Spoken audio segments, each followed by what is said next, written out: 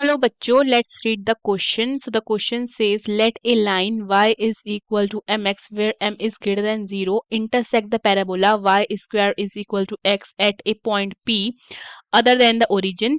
Let the tangent to it at P meet the x-axis at the point Q. If area of triangle OPQ is equal to 4 square units, then 2m is equal to. So the key concept of this question is, देखिए अगर मुझे equation of tangent लिखनी है, equation of tangent in parametric form, ठीक है, so वो क्या हो जाती है, t y is equal to x plus a t square, जहां पे टी मेरा क्या होता है, पैरामीटर होता है, ओके। एंड अगर मुझे स्टैंडर्ड इक्वेशन लिखनी है ऑफ ए रेगुलर पैराबोला की, तो वो क्या हो जाती है, y is equal to 4ax। Clear है? सो अकॉर्डिंग टू द क्वेश्चन हम डायग्राम बनाते हैं। सो सबसे पहले हम क्या करते हैं, एक्स एक्सिस और वाई एक्सिस बनाते हैं। ये जाता है हमारा एक्स एक्सिस, ये जाता है हमारा वाई एक्सिस, सॉरी ये हो जाता है हमारा वाई एक्सिस और ये हमारा हो जाता है एक्स एक्सिस, ओके। तो इसको नाम दे देते हैं, ये हो जाता है एक्स एक्सिस, ये हो जाता है वाई एक्सिस, ठीक है। सो according to the question parabola बनाते हैं, ठीक है।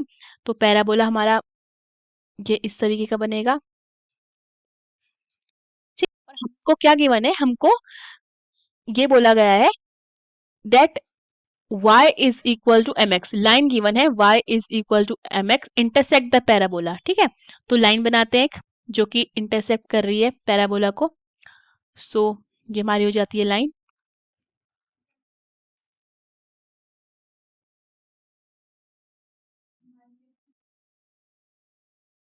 सो लाइन ये कहाँ इंटरसेक्ट कर रही है पैराबोला को, at point P, okay.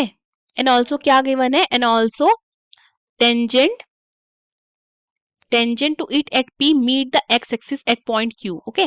So यहाँ से हमारा एक और क्या होता है, ये जो हमारा टेंजेंट है ये एक्स एक्सिस को मीट कर रहा है एट पॉइंट Q में,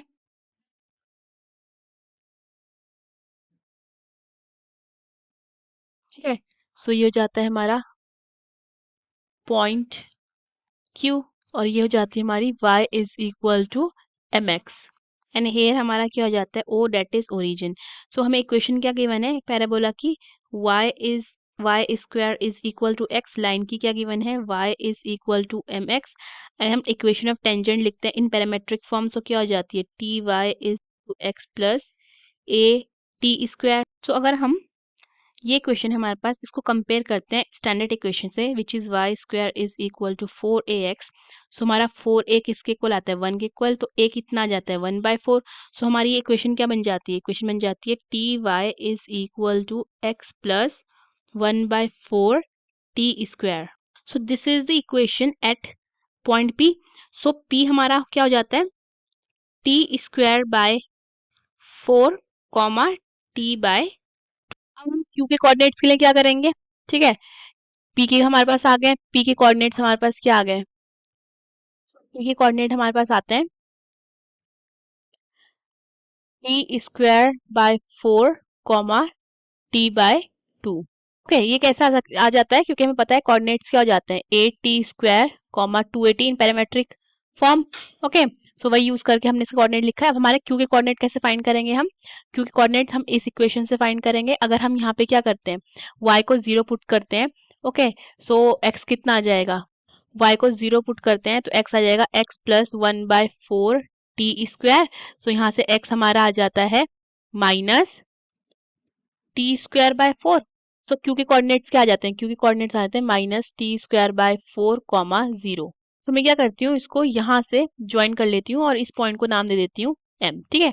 हमारे पास है area of triangle, area of triangle O P Q is equal to 4, okay. So इसको हम क्या लिख सकते हैं, दैट मीन्स 1/2 मल्टीप्लाई बाय, इसका बेस कितना है, ओ क्यू, ठीक है। और हाइट को हम क्या ले सकते हैं, हाइट को हम ले सकते हैं P M, then this will be equal to, so this will be equal to 4 will be equal to 1/2 2 and OQ अगर हम देखते हैं OQ कितना है हमारा, OQ हमारा है t square by 4 and PM is t by 2। सो यहाँ से क्या हो जाता है, we will have 4 multiply by 4 to the 8 16 will be equal to t cube। सो यहाँ से हमारे पास 16 4 the 64 is equal to t cube हो जाता है। सो मैं इसको क्या लिख सकती हूँ, 4 cube is equal to t cube। So therefore मेरे पास t कितना आ जाता है, t आ जाता है 4। नाउ मेरे पास t के कोऑर्डिनेट क्या थे, t square by 4 comma t by 2।